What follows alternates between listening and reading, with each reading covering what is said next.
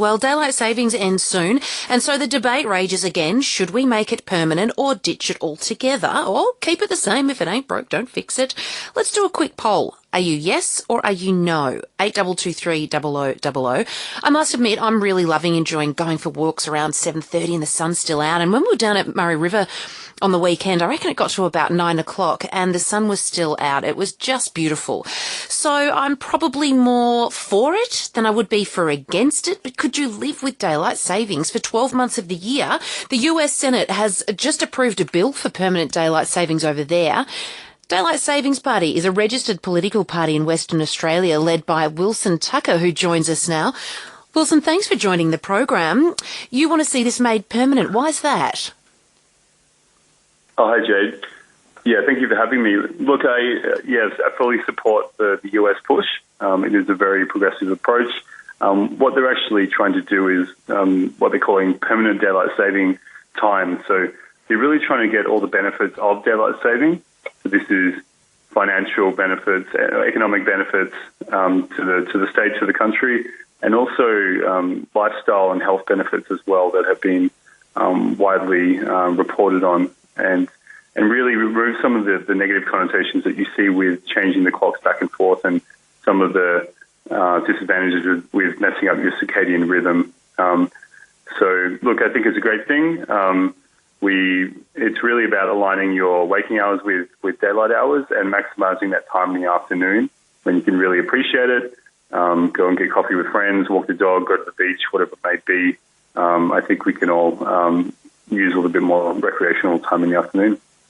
Well, as a mum, when I had two small kids, I absolutely hated it. It was a nightmare trying to get their sleep rhythms back and forth. Now that they're older, we'll finish dinner and around, like I said, 7:30, hey guys, let's go to the park, kick the footy.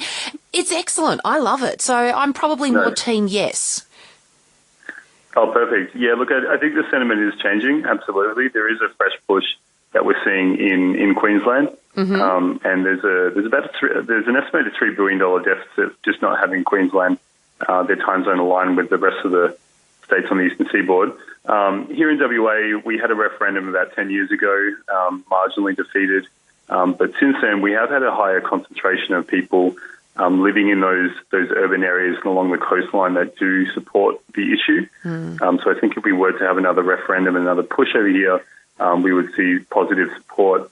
And certainly in Adelaide and out west, we have some of the best beaches in the world. And it's really about trying to maximize that lifestyle and spend more time with friends and, really enjoy some of the health and lifestyle benefits that come with daylight saving.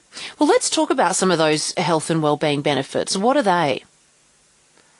Yeah, so there's been a report commissioned, or a couple of reports actually commissioned here in WA during the last daylight saving trial period that show people are actually more active when you have daylight saving. So you're basically just pushing the 4 o'clock forward. You have more time after work.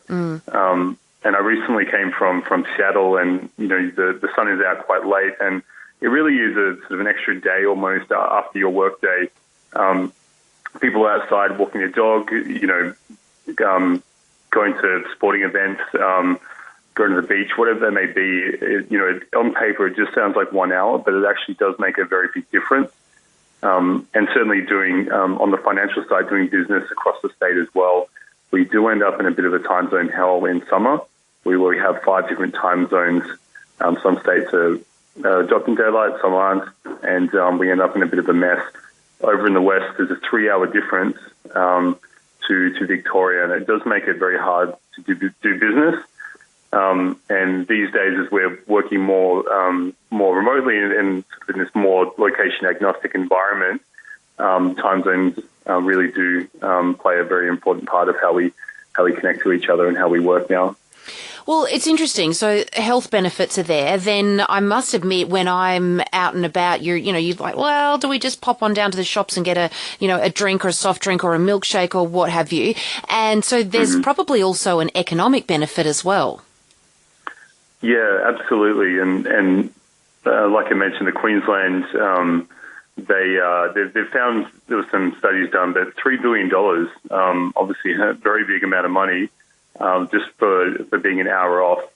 And here in the West, we're really beholden to the East Coast time zone, where we're sort of at their mercy in a lot of ways. I recently just got on a flight to Melbourne, and you basically lose that entire day with a flight plus 3 hours. And like I mentioned, it's really we're working in a more location agnostic environment now, working remotely, working from our desks, and trying to align where you are, more globally with other countries and other states.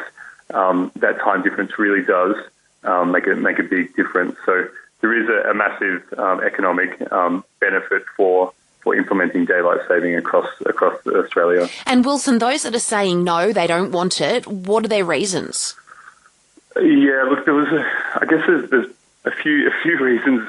Here in the West, I think it was a fairly sort of antiquated argument. You do hear about the curtains and the cows.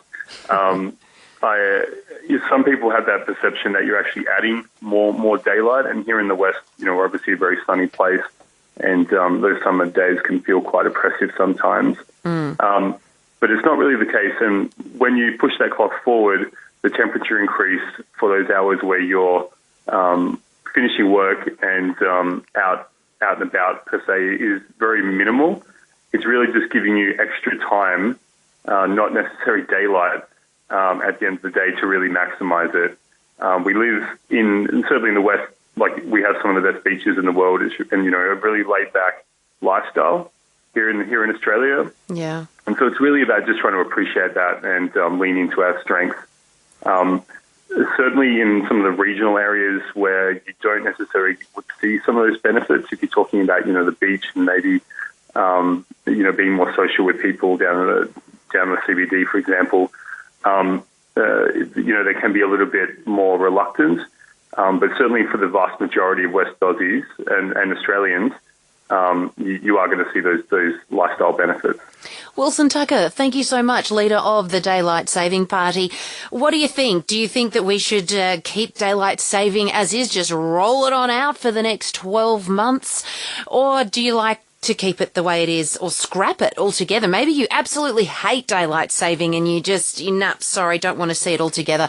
I quite like my daylight saving, and then when it comes winter and it's all cold, to then just be inside, rugged up on the couch and go to bed and have as much sleep as I possibly can. So I'm probably more of the let's just keep it. If it ain't broke, let's not fix it, I think.